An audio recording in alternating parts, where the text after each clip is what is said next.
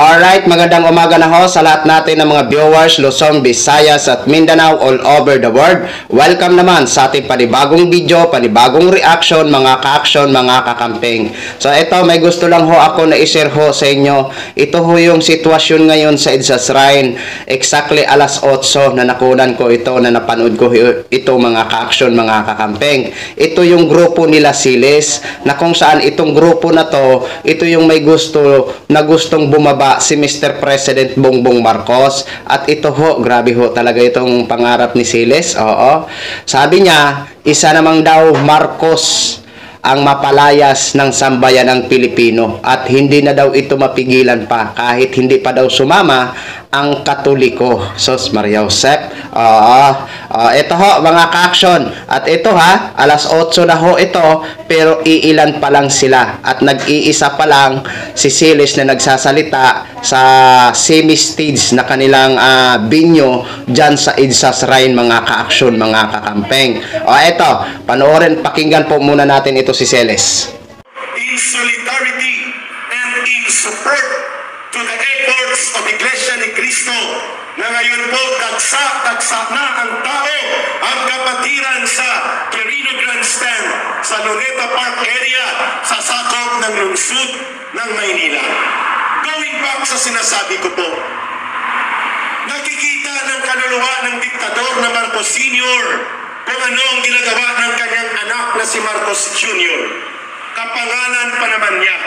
At ngayon, ang kaluluwa ng kanyang tatay na naging diktador ay hindi mapakali sa kanyang libingan sapagkat mas malala at mas sindikato ang anak niya. At least ang Marcos Sr. part of Natcher. Ito naman si Marcos, part of Natcher din. Pero mga nightclub na bar. Ibang bar pala yun. Ibang bar. Ang tatay part of Natcher. Ang anak part of Natcher din dahil laki sa layaw. Laki sa layaw, Jeff Brooks. Yan po, laki sa layaw. Mga kababayan, kaya walang alam sa pamumuno ng gobyerno. Kaya napakadali sa kanya ang pagnanakaw. Napakadali para kay Marcos Jr. na ipag-utos, itabi mo ko ng 100 billion pesos. Sa akin yan. Yan po ang katotohanan na hindi na mapipigilan pa. Sumasambulat, lumalagak, at ngayon ang daluyan ng kasaysayan ng taong bayan ay tuloy-tuloy na magkakaroon ng katuparan. Isa na namang Marcos ang palalayasin ng sambayan ng Pilipino. Hindi na po ito mapipigilan pa. Sumama man o hindi ang Catholic Bishops Conference of the Philippines, sumama man o hindi sa panawagan na Marcos resign ang simbahan Katolika, it doesn't matter anymore. Yun na ho mga ka-action, mga kakamping, no? Grabe ha, ang tindi ng pangarap talaga ni Siles. Isipin mo ha, isa namang Marcos ang mapapalayas ng sambayanang Pilipino. Agay! Siles, okay lang yan. Libre naman mangarap eh. Libre naman mangarap. Pero wag mo nang asahan na makiisa sa inyong panawagan ang INC. Kasi alam ho namin ang panawagan ng INC, di ba? Transparency, pre-rally, accountability. Ang sa inyong agenda kasi, gusto nyong pababain si Mr. President Bongbong Marcos. Alam ho natin mga ka-action, marami ho ang INC, di ba? Sigurado ho yan. Dadagsa ho talaga yan dyan sa Quirino Grandstand, dyan sa Luneta, mga ka-action. No? At alam natin na may isang grupo pa na magrarally din dyan sa People Power Monument. Kumbaga magkakarugtong ho yan sa grupo nila Siles. Pero alam naman natin na nagpahayag ang isang general yun. Sino ba yung retired general?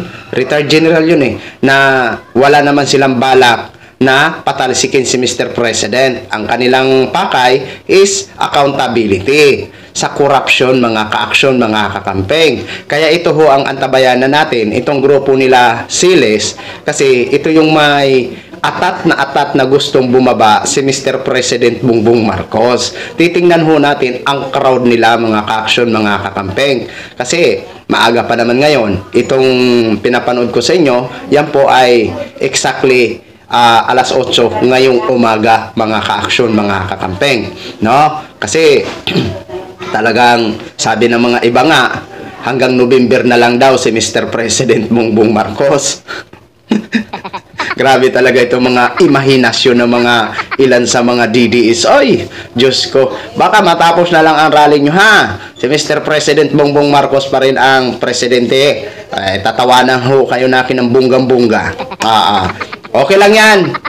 Mangarap na lang kayo. Walang problema sa mangarap. Oo, libre lang ang mangarap. 'Di ba, mga ka-action, mga kakampeng? So, 'yun lang muna ang latest update ngayon sa kaganapan sa Isasrain, mga ka-action, mga kakampeng. Antabayanan niyo po ang next natin na mga update sa mga rally ngayon, mga ka-action. Maraming salamat po sa mga viewers natin, Luzon, Visayas at Mindanao, all over the world. Ako po ang inyong lingkod, si The Action Man. Have a good day, everyone.